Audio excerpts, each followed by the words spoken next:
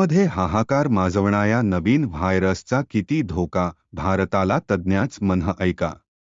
कोरोनाच्या महामारीप्रमाणे चीनमध्ये एक व्हायरस हाहाकार माजवत आहे. झपाट्याने पसरत असलेल्या या ह्यूमन मेटान्यूमोव्हायरस व्हायरसचे अनेक प्रकरणे समोर येत आहे. सोशल मीडियावर याचे असंख्य व्हिडिओ व्हायरल झाले आहे. हा व्हायरस झपाट्याने पसरत असल्याचा दावा केला जात आहे. हॉस्पिटल आणि शवगृह भरत आहेत. अशावेळी तेथील व्हिडिओ झपाट्याने व्हायरल होत आहेत, जे अंगावर अक्षरशः काटा उभा करतात.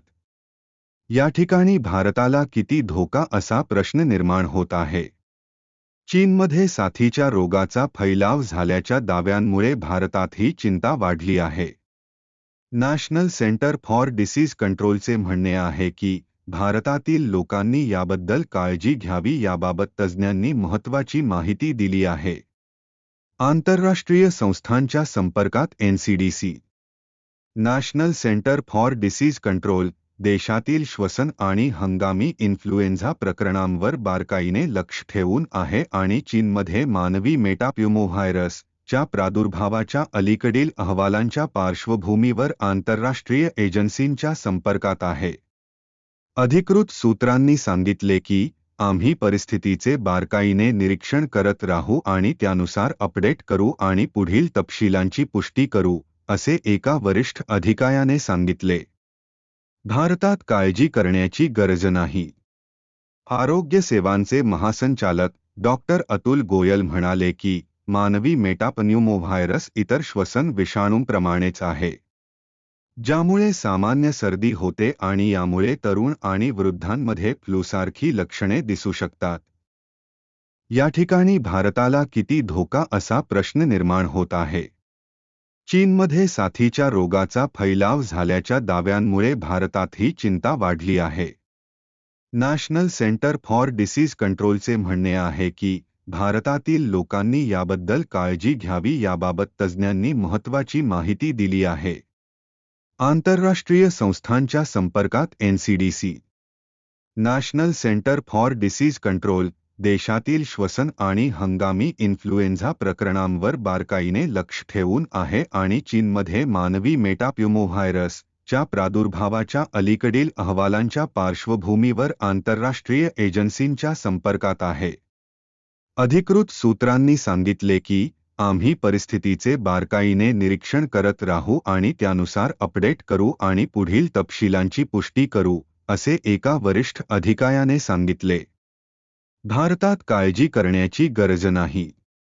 आरोग्य सेवांचे महासंचालक डॉक्टर अतुल गोयल म्हणाले की मानवी मेटाप्न्यूमोव्हायरस इतर श्वसन विषाणूंप्रमाणेच आहे, ज्यामुळे सामान्य सर्दी होते आणि यामुळे तरुण आणि वृद्धांमध्ये फ्लूसारखी लक्षणे दिसू शकतात.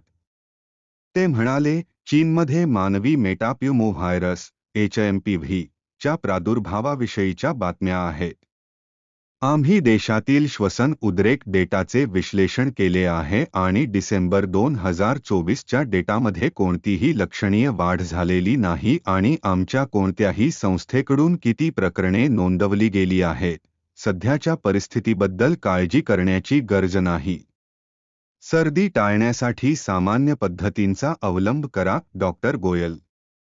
तरीही हिवाळ्यात श्वसन संक्रमणाचा प्रादुर्भाव वाढतो, ज्यासाठी आमची रुग्णालये सहसा आवश्यक पुरवठा आणि बेडसह तयार असतात, डॉ. गोयल म्हणाले. तरीही हिवाळ्यात श्वसन संक्रमणाचा प्रादुर्भाव वाढतो, ज्यासाठी आमची रुग्णालये सहसा आवश्यक पुरवठा आणि बेडसह तयार असतात, डॉ. गोयल म्हणाले. त्यांनी लोकांना श्वसन संक्रमण टाळण्यासाठी वापरल्या जाणाऱ्या नेहमीच्या खबरदारीचा अवलंब करण्याचा सल्ला दिला. याचा अर्थ असा की जर एखाद्याला खोकला आणि सर्दी असेल तर त्यांनी इतरांशी संपर्क टाळावा जेणेकरून संसर्ग पसरू नये.